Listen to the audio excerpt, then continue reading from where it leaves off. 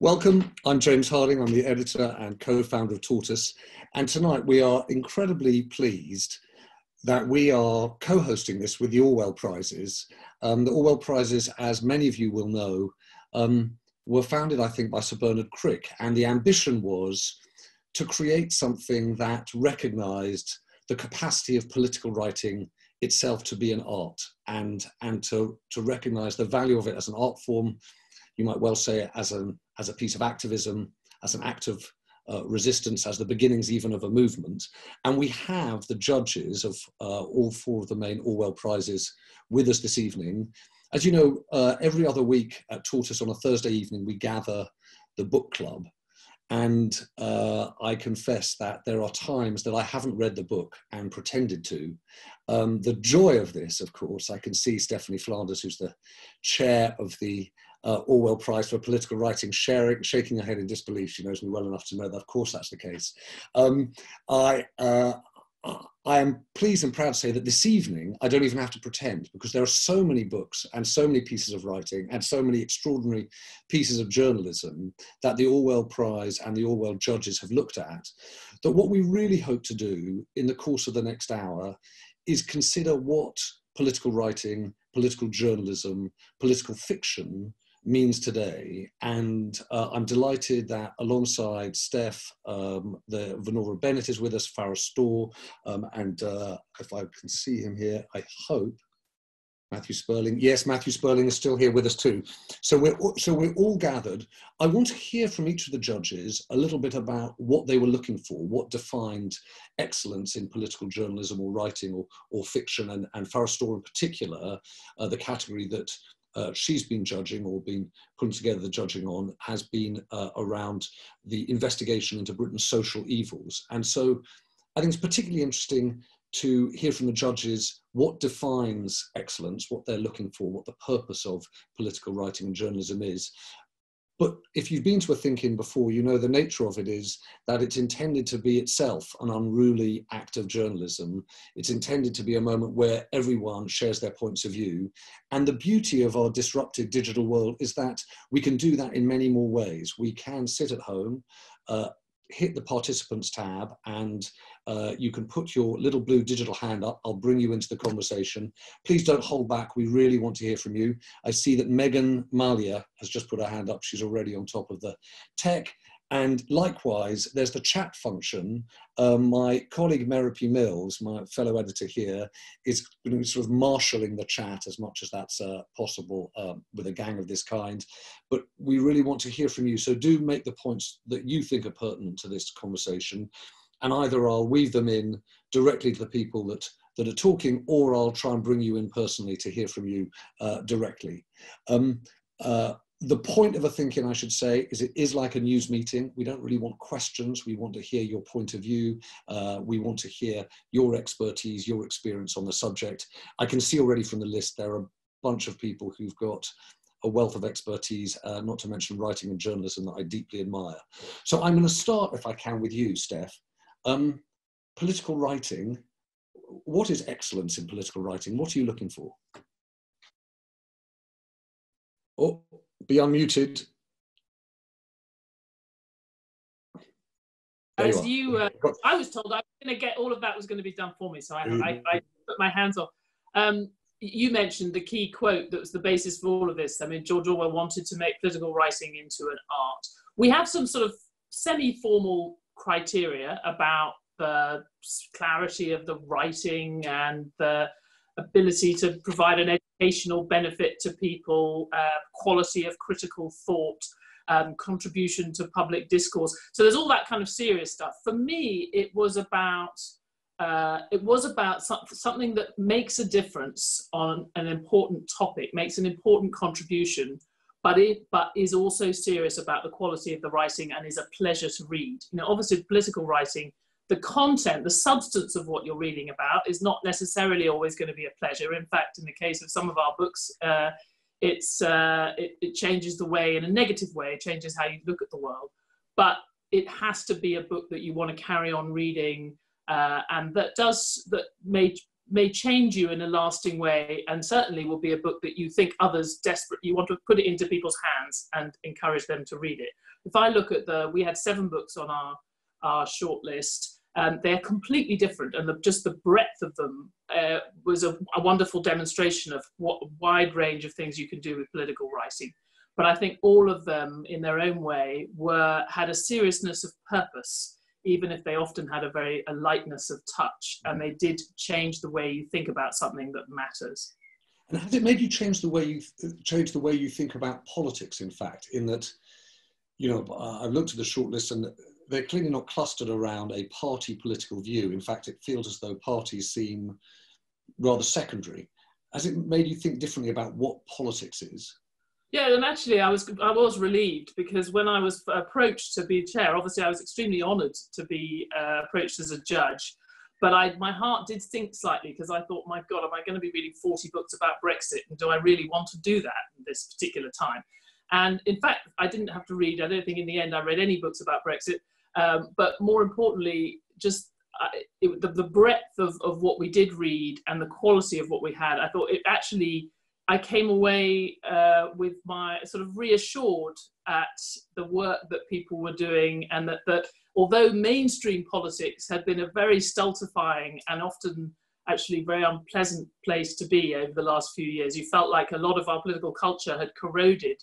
The quality of these books and the culture of political writing, I felt when I read all this, was alive and well. So it was reassuring from that perspective. But you're right, it also made me think about the definition of political. And we were very broad, as was Orwell, in the definition of political, and that is pretty well reflected in the list. We've got things that are what you would call traditional political history, like Charles Moore's, the 3rd volume of his astonishing Thatcher biography, but you also have Robert Macfarlane's Underland, which is on a completely different, it speaks to a completely different kind of politics, humanity's relationship with the world over centuries and thousands of years.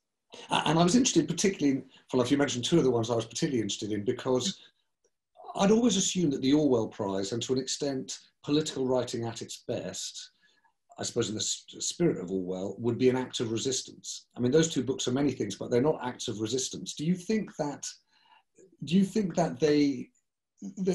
it needs to be, or it can be intelligent commentary, it can be acts of political imagination, of future thinking?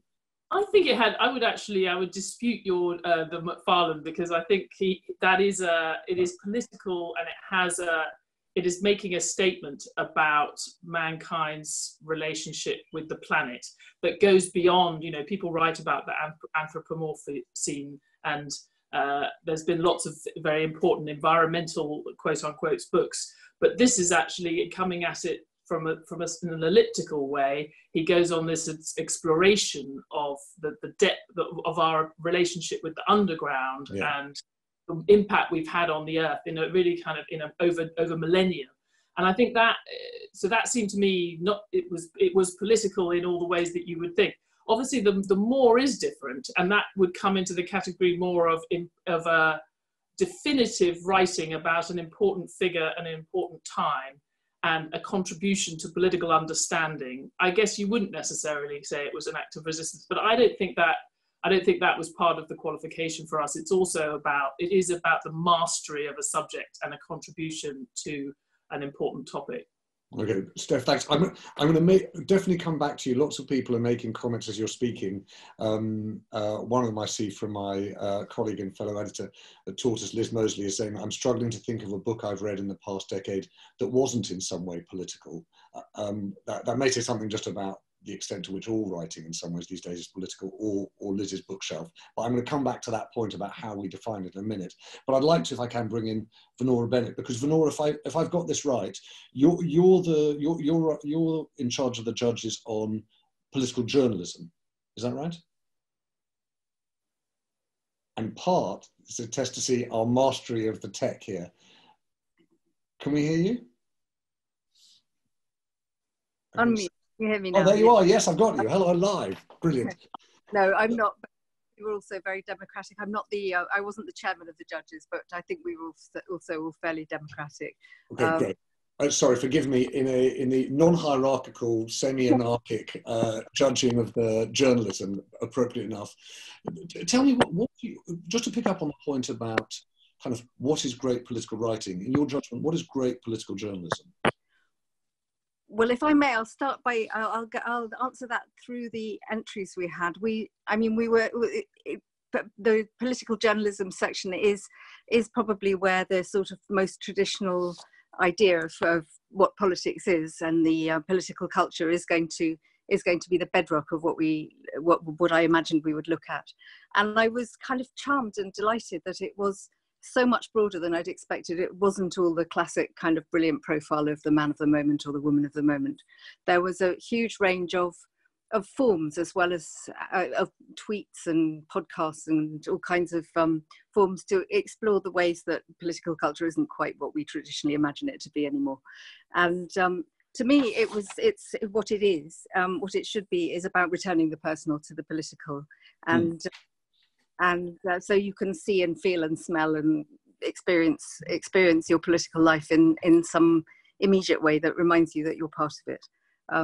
And I think we were all very interested in, I think our shortlist reflected that too, that we had entries. We had the brilliant Anywhere But Westminster look at how people all over the country talked about politics. As one of the entries, we had people writing from different parts of the country. It was very much looking for forms that reflected a different flavour of politics, and a new development, maybe a new stage in how we see politics. And Venora, I'm really interested in, likewise, your definition of it, because one of the critiques of political journalism in particular is that it succumbs to the world inside Westminster, that inevitably it's drawn into a bubble, that it follows a herd. How were you, and a lot of, let's face it, of journalism about what's happening in Parliament in Westminster is extremely important. So how do you judge that? How were you looking for a mix of within and outside? Well, it was so hard, and there were a lot of entries. There were, I don't know, there were sort of 300, 400 articles to read, and so many of them were about you know, it was the year of Brexit. There was inevitably going to be an awful lot about the political culture, and yet there was so much else. And how we judged in the end, you know, we went round and round in circles. There was the other strange thing that came up in judging, that it was only a month or two after the election in December that we were all sitting with our enormous piles of articles, and yet we were already in this other completely different situation where, looking back at Brexit, it seemed in some ways small skittles when people locked down and wondering about lavatory paper. So when did you, Venora, when were you actually doing the judging? In March? And we started before, but it was coming from the first moment I read the first article. You know, it was after New Year that we started reading. And can I ask you, that there's such, you know, people are so impassioned these days about journalism, media, but political journalism in particular. When you get the chance to take a look across the best of it, what do you seriously think is missing? What's missing in terms of narrative journalism, or investigative journalism, or constructive journalism? What did you feel, having looked at the landscape, you wish there was more of? That's such a good question. I mean, it seemed very, very interesting to me that a lot of the stuff that was written about last year's specific politics and the Brexit situation was from inside Westminster, and some of the stuff that seemed most fascinating was to have the outside voices, have the people from, you know, from other worlds, from other parts of the country, and to understand that how limited the political bubble is at a time when the story was basically about that bubble not really describing the situation properly anymore, not having the full picture. So it was the gaps for the story, in a way. And did you feel, just out of interest, that there is a centre of gravity politically in the way in which journalism operates in the UK? That although, you know, as Steph was saying, actually there's such a broader definition of what great political writing is, that when it comes to the day-to-day journalism, it does find itself centring in a particular place on the political spectrum. Yes, I mean, I guess, but the things that stood out were the ones that were the outliers in a way. Mm. So while that, while there is, I think there still is a sort of a centre that you can see and identify. It isn't necessarily where the most interesting things are coming from. Well, Venora, thank you. I'm going to come, if I may, to some of the other judges, but I'm just going to remind everyone that you shouldn't be shy. And I'm already seeing, it seems as though Merriby and John Harris are having a fantastic reunion. It's great to see Merriby, but even better, at some point, was definitely bring in John Harris, who heaven knows knows a thing or two about political journalism and great writing. So it'd be brilliant to hear from you, John. But I'm going to, if I can, come to Farah Stall. Farah, just explain to us, so this is an Orwell Prize that's specifically about exposing Britain's social evils. So it's got a sort of agenda to it that's already preset. So can you tell us a little bit about how the judging of it has run and what you've really been looking for? Yeah, well, I'm also not the chair, but I've been doing it for 3 years now. And you know what was interesting about it, and I think you said, James, that somebody on the chat said, well, everything is political. When I was asked to judge this, I said, look, I'm not a political editor. I am an editor. I think at the time I was editor of Cosmo. And I remember Jean, brilliant woman from Orwell, went, yeah, but you write about social issues. You write about issues which are out there in the culture and that are detrimental to people's lives, and you expose them. And I was like, okay, I get it. And this is what this prize is about, actually. I think actually Orwell said, I'm paraphrasing here, but something like political writing is bad writing. And actually what we were looking for is, and we always look for, is writers who can make very complex issues readable, basically. The whole point is to get someone from A to Z in a piece of writing. What we look for is a number of things, but we look for somebody who can shine a spotlight on an issue which perhaps has been ignored. We look for, generally speaking, writers who can give a voice to those who don't have a voice, basically, in society. But I think one of the things that I personally, and this is why we have 5 judges, because we all come with our biases, but I look for, as Stephanie said, I look for a kind of beauty in the writing, a kind of elevation, because I kind of think for political writing to be effective, you've got to tell the story. You've got to get somebody to the end of that piece, otherwise its job is not done. And the other thing that I personally always look for is, I think the point of this was, should political writing hold power to account? And yes, it should, but I think what I always think is that journalists are power as well. And I think what I look for, and I think all of our shortlist entries have done this, is they hold themselves to account too. That they ask themselves the questions that perhaps when they started the piece, they weren't comfortable asking. And so that's what I'm looking for. So it's a level of elegance in the writing. It's, have they uncovered something that perhaps has not got the air that it needed? And is it creating evil on society?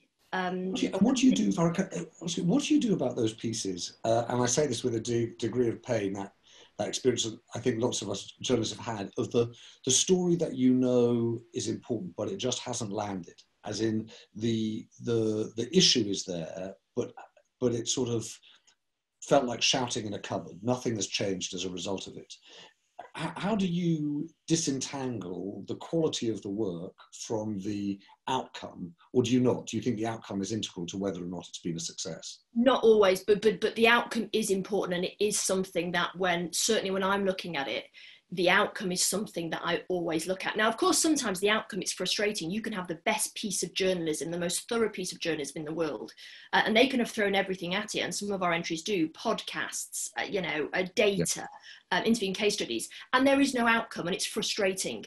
So not always. However, to your point, yeah, the dream for me is where there has been a solid outcome, if possible, but it also adheres to all those other points. Well, listen, I'm going to start bringing, if I may, I'm going to dragoon in John Harris, and I see Peter Foster, and I'd like to bring John Domocros in as well. But I'm going to come to Matthew Sperling first, because you're the fourth of our judges, and I don't want to get, because I'm sure I will, the hierarchy of judges in the Orwell Prize wrong, but I know that you are responsible for judging the political fiction. And Matthew, it strikes me, you know, we're gathered here on a day that many of us will have been reading the obituaries of Larry Kramer and thinking to ourselves about what a political fiction writer, a piece of, in this case, you know, political theatre can do when combined with political campaigning. Will you tell us a little about how you think about great political fiction and the point that I guess I was making to Farah about not just the quality of its art, but its impact? Yeah. I mean, I guess the fiction prize is a category which is slightly more removed from these tasks of exposing social evils and having a kind of campaigning ambition.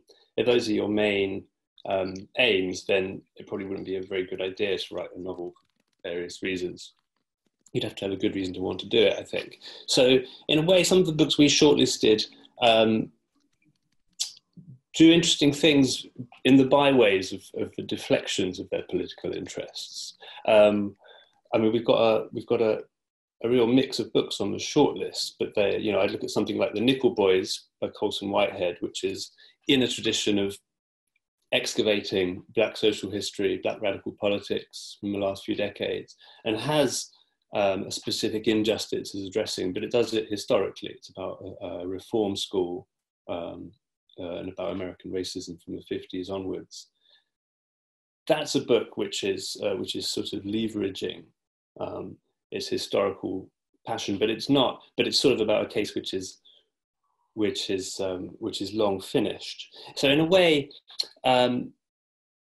it seemed to me that one of the things I was interested in looking for books for the shortlist was books that genuinely get into contradiction. I think one of the things that a political novel could do is to sort of embody and ripen the contradictions of our moment. And that might be a more fruitful thing for a novel to do, I think, than to have a sort of directly activist aim. Mm-hmm. And I'm interested just to pick up on the point that Vanora made earlier on about the relationship between the personal and the political.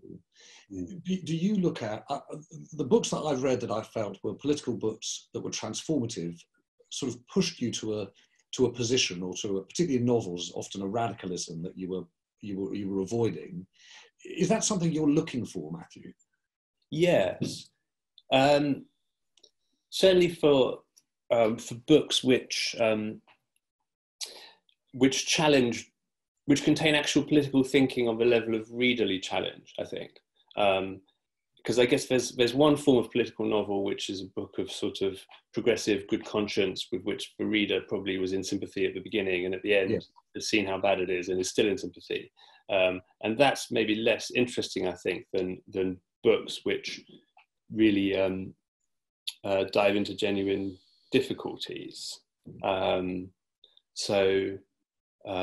from our shortlist, I would think of a book like The Wall by John Lanchester as something that does that really interestingly, that it's about the relation between climate disaster and immigration politics, but the reader's sympathy is always sort of weirdly tested by being put into inserted into the position of being on the side of the people trying to keep the wall in place, and being made to think through the consequences of what's going on in that situation, where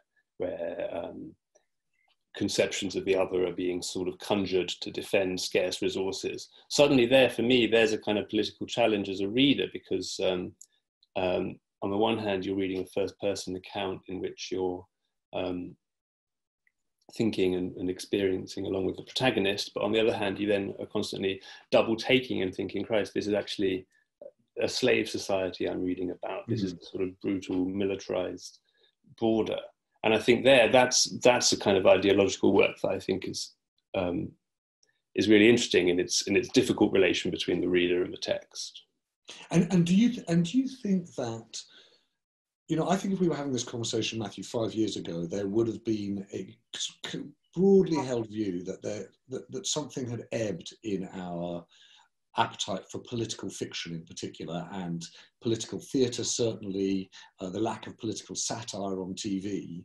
Do you feel as though one of the consequences of the last decade and sort of passion that's gone into politics on all sides, and the passion that's got into activism in so many ways, has also meant that there's been a voice and a range that's been found in fiction? I haven't done what you've done. I haven't sat and read the range of political fiction that you have, but do you feel as though it has a breadth that it didn't have a few years back?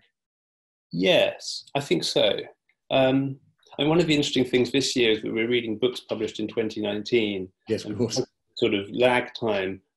Some of the books we were reading were books from the first year of the Trump administration, books which sort of conceived in that moment. And that definitely gave a new sort of charge and intensity to the kind of the urgency of the political thinking, I think, in lots of these books.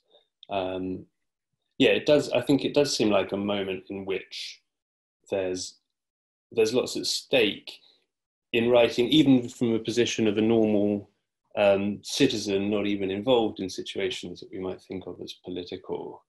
So I would think another of the books on our shortlist is Lucy Ellmann's book, Duck's Newburyport, which you might think seems unusual to call a work of political fiction, but actually comes to seem like a sort of massive portrait of the sort of urgency of being a concerned but helpless citizen in the present moment, and gets a real energy from that. Matthew, thank you. And listen, please don't be coy. If you want to weigh back in, don't sit and wait to be asked. I'm going to bring in, if I can, some of the people I mentioned, and definitely my colleague, I can see Matthew Dancona's there. But John Harris, I was going to come to you first. John, I want to go back to this point that I just touched on briefly. Hello, it's very nice to see you. About political writing as an act of resistance. And whether or not you think that's a grandiose or risky thing to do, or just how you see what you think is the best political writing. I'm not terribly comfortable with the idea of political writing as resistance if it teeters into being a manifestation of political activism. Because I think there's a danger with that, although all of us to a lesser or greater extent have that aspect to what we do, in the sense that there's always a worldview that informs what you write. And very often you end up writing, or in my case, a large amount of the time making films about what's wrong with the world and what you'd like to see change. You can't get too carried away with that, because the fundamental responsibility of journalism is to tell the truth and is to present people with the world as it is in all its difficulty. And in the case of Anywhere But Westminster, the film series, which also has given rise to writing over the years, a very large chunk of which is part of our entry, because I suppose we feel we're talking largely, although not wholly, to a sort of liberal left audience in the age of Brexit, by the sheer act of doing it, John Domokos and I came to the understanding really that a lot of what we were there to do was to remind people that the world was really, really complicated, and that people who supported the Leave side of things didn't fulfill their stereotypes. And that there was a job of sort of empathizing with people and places which had to be done. And the way that you do that is by telling the truth and saying, well, this is how it is for these people and these places. And you have to understand that, and this isn't what you think. Now, that might be sort of resistance in the sense that it's going against the grain, right? You know, and it's sort of presenting a more nuanced picture than the banal received opinion. But I don't think it's resistance in a hardened ideological sense, because I wouldn't be comfortable doing that. No, but I do mean it much more in the sense of resistance of what's the tide or the establishment or the accepted wisdoms, and that's the reason why I think that it's relevant. It's relevant also because I think it's in some ways what people look for, but it's full of obviously traps and shortcomings if you don't watch out for them. Yeah, and some people, and probably, you know, on my bleaker days, I'm one of these people, you know, they pick up a newspaper or they go online and they want to see something which sort of affirms their own prejudices and their outlook on things and sort of keeps them warm. But I think in the end, you know, not for nothing was George Orwell called the wintry conscience of a generation. in the end, the best journalism is there to surprise people and shake people out of their preconceptions and alert them to the fact that things aren't as they would like them to be. And that's okay. And the point is, it should be difficult for you as well. You know, when John and I go on jobs and talk to people, at the moment, we're talking to people via Skype and all that and calling in clips from around the place. You should feel uncomfortable yourself. You know, it's hard standing on the high street on Merthyr Tydfil, talking to people 10 days before the referendum in 2016 about why they're voting for Brexit and hearing things you find very, very difficult. Mm. And I don't mean in the sense that they're sort of outright racist and all those things. It's just people talking about a view of the world that isn't mine. But it forces you to understand where it comes from. And if you think hard enough, you tend to find that it comes from deep places which allow you to empathize. They force you to empathize with it. And that's really, really, really important. Steph, can I ask you, to what extent do you think that when you sit and you do judge a book, and I know you made the point right at the start that it's about challenging your opinion and potentially changing your mind, how much do you think it does the opposite of that? What it does is articulates your mind. It actually gives you the grounds to believe what you wanted to believe in the first place. I think it's that, well, it's funny because I don't think I had that experience on any of the books we had on the shortlist, but obviously you can read, and I think there is something different. It's the opposite, perhaps. Maybe one of the reasons it's a sort of particular pleasure now. It's the opposite of the Facebook experience that is catalogued so well in the Zuboff book, which we have on our shortlist, of the, you know, people only wanting to read and only clicking on the things that they agree with, and that we're all familiar with that dynamic. Maybe others will disagree. I'm tempted to think that actually with books it's rather different. The last thing you want to do is read a book that just confirms everything that you already think. Unless you're really searching for that for some reason, you've got a hole in your understanding and you want to get more evidence on something that you kind of intuitively believe. But I don't feel like I may have that relationship with journalism, that you might more often be reading articles that you are interested in, or that you think are brilliant because they kind of back up what you thought. I think that's obviously happens a lot. But there is something slightly different if you sit down to read a work of non-fiction, of a work of politics, about politics, particularly the kind of broad range that we have on the shortlist. I think it is about opening up new worlds to you, and the ones that the interesting books, the ones that you want to carry on reading, and not the ones that are just telling you things you already knew. Interesting. I want to pick up on that because Katie Evans-Bush, I don't know whether we can come to you, Katie, but not only are you making, hello there, great points in the chat, I see John was talking, but an emphatic yes in caps. So I just wanted to find out what the yes in caps was about, which was the point that you agreed so emphatically with. Oh, you know, I was agreeing with Maureen freely. I just forgot to put the @ sign. Oh, I see. So, the point, where she's saying that it's an act of resistance to break out of the Westminster bubble.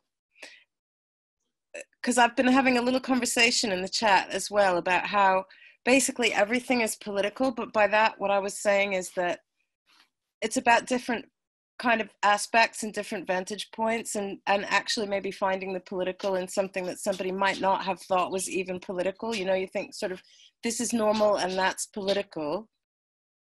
And I think, you know, if you read even some of like Orwell's essays, right, he's showing you how something that nobody necessarily thought was political is political. That to me is what it's kind of about.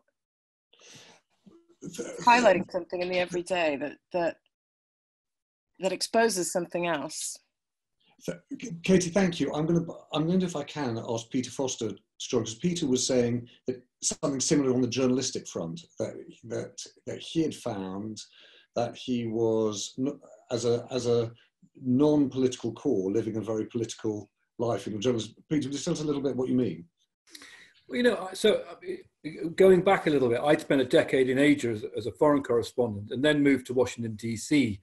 And I'd reported, you know, American politics like it was this sort of strange other world between 2012 and 2016, back to readers in the UK, you know, and you go to CPAC, the Conservative Political Action Conference, and you know, Ted Cruz would stand up and say, we're going to shut down the IRS. And everyone would cheer, you know, and then you go into the kind of pit afterwards and you go, do you think if Senator Cruz was made president, he would shut down the IRS? And everyone goes, well, no, not really, but, it's a nice thing to hear, And so then it came back in 2016, and there was 350 million on the side of the bus. And British politics had entered a world which I found incredibly familiar from, Yes. And so then basic reporting about the gap between what politicians are saying to their tribe and, what you can find out simply by reading the documents and by unpacking what might actually happen becomes incredibly political. And it's incredibly difficult, I think, I found it both dispiriting and exciting. You're motivated to try and point at the gaps, but also you realize how difficult it is to get beyond whichever tribe you're alleged to be talking to. I don't have a lobby pass. I certainly didn't when I worked at the Telegraph. I wasn't in the Brussels bubble, the Westminster bubble. But whatever you wrote, however factual you thought it might be, was always construed incredibly politically. And what did you think, Peter? I remember sitting in a room once where you were talking, and I was listening to you talk about the nature of the Brexit negotiations, the details on all of this. And I remember having a dispiriting thought, which was that there's a risk that there's a gap between the best political journalism and what matters, in that we can understand the details, and yet the political narrative is moving further and further away from that. And I wondered whether you were ever dispirited by that, thinking that actually you can uncover what's really happening, but it won't necessarily make a difference to the politics. No, indeed, isn't it? It's a bit like, when markets react to things that are nonsense, and you realise you should have just traded the headline. Yeah. It seems to me, that's where our politics has got to, but just like in the States, it's got there as a function of the failure of politics, right? Flat wages, the gig economy, and this kind of grinding equilibrium between, elites, if you want to call them that, those who have, and those who feel dispossessed, who feel left behind, all those phrases that we come up with to kind of, broadly categorize people, or sections. And that's what I find most dispiriting, is I don't really see necessarily a way out of it. The social contract, it seems to me, fairly obviously needs rewriting, but I'm not sure that either side, the reason I think we have the kind of culture war is that, frankly, no quick fixes. It goes on a bumper sticker, but it doesn't win you an election. And you've seen how quickly with the COVID crisis, all of the kind of tropes of Brexit have just transposed themselves into the new tapestry. And I think, it's tough, when you talk to politicians, and they know what the truth is, and then they know what they can say, but they're responsible for building a world where you can't be honest, where they feel they can't be honest. And in fact, so many of the messes the government have got themselves in over coronavirus, from Cummings onwards, have been about the sort of sense that you can't actually say what the truth is because the people can't stomach it. But watch Gogglebox on a Friday night, and I suspect they probably can. Yes. Peter, thank you. I'm going to come to my colleague Matt Dancona, who's had his hand up, and then Mai Davis, I'd love to bring in a second. Matt. Thank you. Thanks, James. And first of all, congratulations to the judges on the incredible shortlists they've drawn up. Don't envy them for their task in choosing the winners, but it's a formidable list. I suppose to exploit their presence, just to ask a general question about political writing and Orwell, really, which is that I guess if Orwell was around today, he'd have quite a lot to say. I suspect he would welcome the democratization of voice in many ways and the diversification of voice.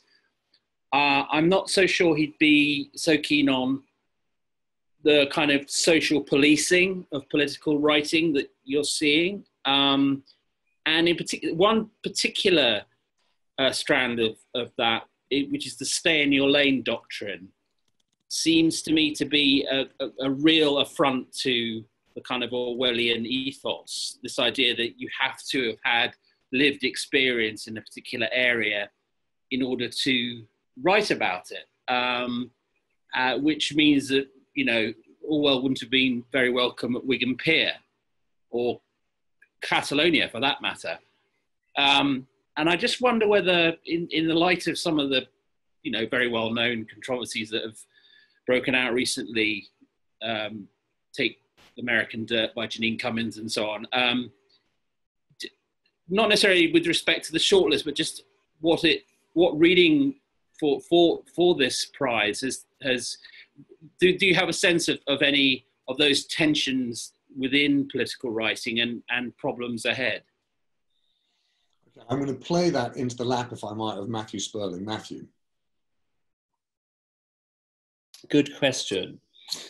Let me think. One of the books we shortlisted was Edna O'Brien's book Girl, which kind of gloriously explodes that question by I don't think that she's sort of being deliberately daring in doing it, because I suspect she just hasn't come across and doesn't care about these debates about cultural appropriation. But what happens is that, you know, it's a Irish woman in her 80s, I think, writing from the point of view of a 15-year-old Nigerian girl kidnapped by Boko Haram. And it's an extraordinary book, and I think it's a model of how that act of empathy across very large gulfs of power and experience can be done in good faith through attentiveness and through careful research, and it's a complete triumph. I think it's a really good book, and I think it shows how with the sort of steadiness of focus and care and sympathy that project is still a possible one. I don't know. I'm slightly wary about. I don't know. I feel like the difficulty of this debate is that it's often. I feel like it's often sort of staged in terms which seem to have a kind of bad faith on both sides, but it becomes a kind of very tricky polemical debate. And so I think that Edna O'Brien book treads a good path, because of course there's one sort of response from people who, you know, think of themselves as left wing, which is that you should practice a kind of humility, right, and say, no, I'll only go so far up to the borders of my experience, and I won't presume to be able to speak for people whose experience is different from mine. But I think the danger of that is that actually it ends up as a kind of cautiousness, and also ends up as sort of excluding voices, experiences which are worth thinking through a practice of empathy. So I'm more on the side of thinking that this is a really necessary part of culture, and that we need to do without these kind of rules against what one should write about. But somehow I feel like I want to stop short of saying that very carefully, because I sort of also feel when I hear Lionel Shriver or someone make these arguments, I kind of cringe and think, oh God, no, not that. That's not what I'm saying. So I don't know what I think. Well, by the way, I think that is the most needed of all statements, isn't it, in political writing today? Is I don't know. I'm bringing Mai Davis, if I can, and then come to John Demokos in a moment. Mai, are you there? I think I've just unmuted. Can you hear me? I can hear you. Okay. I'm sure at the moment I might even see you. Okay. I There think. you are. Hello. Can you hear me? Okay. Yes. I just wanted to throw a small hand grenade in, if I can, because I've been Yes. listening to everybody. Come on. And we are in danger of disappearing up our own artifices, I think, slightly. And the reason I said it was a hand grenade. The reason I'm saying this Very happy is yeah. I spent quite a lot of the last few years as a broadcaster doing outside broadcasts for the BBC regionally as well as nationally. So during election, during Brexit, and we're talking about political writing, and we're talking about a certain type of person who reads political writing, the kind of people who are on this particular thinking.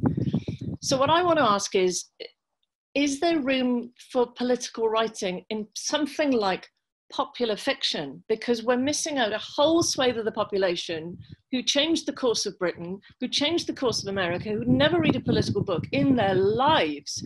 But while I was doing some of these, election constituency programs, it was blindingly obvious that the country was going to vote for Brexit in the regions to all of us, and yet in Westminster bubble it wasn't so much. So my question is, you know, should we be looking at books that aren't overtly political with a capital P in popular fiction, where you can change minds sneakily almost amongst a group of people who are possibly the left behind we were talking about? That's my little hand grenade. Let's face it, it's not little at all. I mean, there's such an interesting thing there, Mai, because I think, you know, I was talking to someone who's a producer, a US movie, TV producer largely, but movies as well. I'm saying, you know, there's a really subtle bias in US popular culture, which is that, yes, there are TV shows that are made for sort of blue state audiences, but then you'll hear TV producers say, no, what we need is crossover television that works for both blue and red states. What you don't hear is, actually, why don't we make some serious red state, you know, political TV that really is going to work in that way? And there's a cultural issue. I know when I was at the BBC, actually, I'd often get it in the ear, people saying, no, I'm not so worried about your journalism, I'm worried about your comedy. You know, could you actually make sure you get some balance in that? I'm not sure they were saying that the journalism was comedy, but maybe that too. I'm going to bring John. I'm sorry, John. I keep on pronouncing your surname 1,000 different ways. John Domokos. A, will you tell me that? And B, will you just pick up on the point that you made? Hello, John. Will you make the point that you just made there? I think at the end about how you expand in who you report and therefore what you're reporting, the approach to it. Yeah, it's Domokos, by the way. You're doing pretty well there. That's okay. Thank you. Yeah, I mentioned it on the chat now, but in response to Matt Dancona's point, we don't, John and I in Anywhere Westminster don't have direct lived experience of many of the places and people that we report on, but we have to put ourselves there, and I think that is the bottom line. You know, we went out to places that weren't normally reported on or rarely reported on outside the election cycle. And, you know, coming back to something I think Farah was saying earlier about journalists of power, that was one of the original sort of driving forces behind our series, which is to bridge the gap. You know, everyone talks about the gap between politics and ordinary people and real life, but for me, it was increasingly a gap between the political media and ordinary people.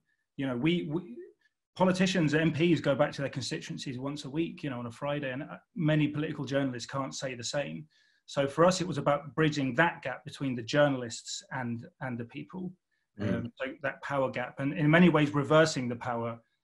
So our stories were often led by what people told us on the ground. You know, we didn't have a script. And John, what do you do? What do you do when what people are saying something to you, but you just don't think it's right? You just don't think it's true. In fact, you think it's, you know, misleading. Well, we don't shy away from challenging people on camera, and in some ways that's the sort of ultimate act of respect. You know, John, who's the on-camera presenter, will have it out with them in the middle of a sort of street interview, and people are often sort of taken aback slightly, but engage in a bit of political ding dong on the street. We wouldn't put out sort of falsehoods as fact. At the same time, it's subtle distinction, isn't it? Because if a lot of people think something or believe something, then it's a fact worth knowing that they believe that. And it's our job, as John said earlier, to sort of alert people to that, and especially our side of politics. But I would say as well is to try and give the context around that. So we don't just steam into people and say, you know, what do you think about Brexit? Are you voting for Leave? We sort of ask them about their lives. We ask them about where they live. And the political question with a big P is often the last thing we ask them. And it kind of then makes a bit more sense where they're coming from, the whole context of it. It's really interesting how we've sort of talked about getting beyond the normal sort of patterns of our journalism and the patches of our journalism. One of the questions I think that arises around journalism, I'll come back to writing more broadly in a second, but I wanted to go back to Venora, if I might, because one of the other critiques of journalism, I suppose, is our treatment of time. That we don't understand how things change over time. We're much too focused on events. We don't understand how things move. And in two senses in particular, taking the time to report and see things change, but also having an eye to the future, taking a view on what could happen next.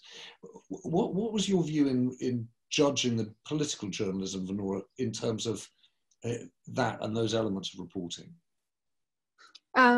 Well, beyond the thing that I said earlier about there being this apparently complete disconnect for a while between what we were reading and the time we were reading it in, and the dramatic change of that, I'm wondering how to answer that.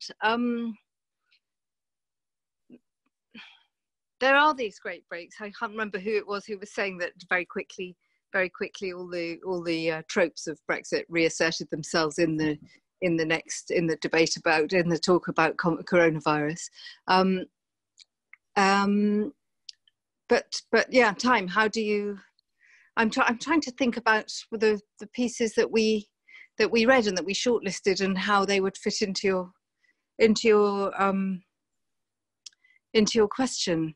I suppose the reason I ask it is that I think a lot of people look at journalism and it feels like day trading. It feels like we've got you the latest on the day.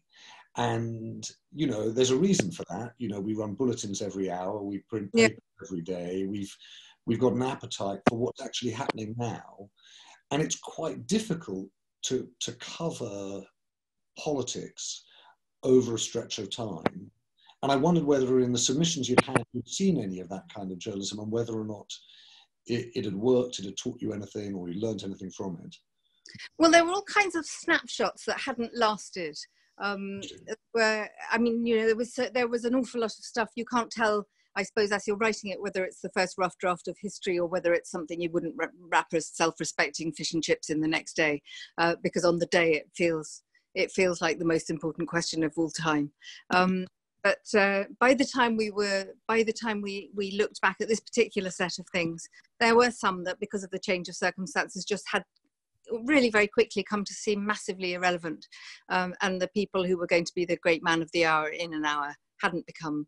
And it was strange how you know, how totally historical they felt, and you could move quickly on. Yeah, well, I tell you what I am going to do though. I am going to bring in Tony McNulty, who's saying, look, we're all too quick to reach for or congratulate journalism that's outside of the Westminster bubble. But if I'm reading Tony's point right, and Tony, I don't know whether you want to make it yourself, that actually part of the job of journalism is to scrutinise. There you are. To scrutinise what. No, that's fine. That's fine. To scrutinise what the journalists in Westminster themselves are doing. Is that the point you're making? Well, the point in part is that we too easily dismiss our politics, however bad they are, as the Westminster bubble, them, or something other than us. When increasingly there has always been an interaction between the media world, the journalist world, and the political world. And I think we just need to get real about some of the roots of our problematic politics now, rather than just dismiss it as it's all there. Yeah, no, it's a very fair point. I just want to, if I can, because we've got a few minutes left, I want to come back to Farah Storr. Farah, are you there? Because I do want to just make sure we've got a sense of what you think was the most sort of powerful and effective on the social evils journalism, without giving the game away about who's going to win the prize and what happens on June 25th. But whether or not you saw a pattern, right? Because I just want to pick up on Tony's point. You know, he says, you know, our politicians don't drop from the sky. When you look at the social evils, when you look at the unfairnesses in society, are you thinking, actually, there's a problem at root in our politics? Largely, yes. I mean, the theme, certainly on the long list and the short list to some degree, was about, which is kind of actually very current, is about poverty underlies most of it. And when you look into it and social inequality, a lot of it, yeah, I mean, it is, you have to look to, there has to be policy changes. And actually that has been the same it's interesting, the last 3 years that I've judged the prize, it's always come down to the same thing. And those are only changes which really can be made at the top. So in terms of a complete, perfect piece of journalism for me, It's everything that John said, by the way. I mean, I kind of was agreeing, yes, emphatically with what he was saying, but also if it has an outcome, brilliant. But also I think the thing with what we were judging is we were looking at real long form journalism. You know, these are kind of 5,000 word pieces, longer sometimes. And the really brilliant pieces of journalism, they first of all uncovered a social evil that perhaps people weren't aware of. They then used all the elegance, all the tools that they had at their disposal. The fact checking was perfect. But also the really brilliant ones had a long-term view. They offered something, and it was really, it ended up being kind of a signal to Westminster. There needs to be real change. So yes, that is the theme, and that is the theme that happens every year, is the truth. Well, thank you. I'm going to come back, and Stephanie, I'm just going to come back and ask you to give the last word, because I do think there's frustration with politics more broadly, but it seems not with political writing. And what does that tell you? Well, it's interesting. Maybe we should, we've talked a little bit elliptically about the times we're in and how it was an odd time to be judging this prize, etc., etc. But I do think, especially as we got to the final stages in the last few weeks, it did make a difference to the way we looked at these books, that we were living in this extraordinary time. And that feeling that lots of people have had, that as well as being a time of catastrophe and incredible hardship, it was going to shine a light on some things, bring to the surface things that should have been known but were not properly known, but also potentially open up new approaches, new understandings. And I know that sounds all kind of very airy-fairy, but I think the fact that things had been thrown up in the air in the way they have in this time actually made us look with greater clarity, I thought, at these books and thought which ones are opening up new pathways. They weren't written knowing anything about COVID or anything to do with the pandemic, but many of them did show us a different way of thinking about something, or when we were thinking about, lots of people have talked about place and poverty in the last few minutes. You know, that was something that we kept coming back to, that if you had the best political writing, and certainly the best Orwell, you didn't have the lived experience necessarily, but you have been to a place and you have made a serious effort to understand it and to understand the dynamics. And it could be a geographical place, or it might be a place, you know, it might be the internet. But I did think, you know, that was what stayed with me, was the idea that this was political writing that was actually helping us right now, and not just sort of achieving the one thing it had set out to do. And forgive me, Stephanie, for being kind of slightly sugary at the close, but did it leave you optimistic? It did, actually. I mean, it's certainly optimistic about the quality of writing, that there's still fantastic writing there, and people are making these contributions, these serious contributions, and they are mastering an area, and then they're bringing it to public attention. So I did feel optimistic. I mean, boy, we've got plenty of things to not be optimistic about, but the people writing these books, many of them were giving us something very important. Well, listen, thank you all the judges. Thank you all you valiant people who've spent an hour, particularly if you're in the UK, outside of a perfect early summer's evening. And thank you everyone who's invoked the name of Orwell. It's been brilliant to do that, if nothing else. I hope that everyone will follow closely the announcement on June the 25th. I know I will, of who wins these prizes, but perhaps more than anything, it's sort of wrecked the summer really this evening. It's given a sense of so many things to read and look at, and a way to think differently about our politics in what we do, and certainly what I feel I do as a journalist, but also in terms of understanding the world from a host of different angles. Normally, after an event like this, we would all mill around, catching up with people we know, gossiping probably too much, but at least drinking and clapping each other on the back.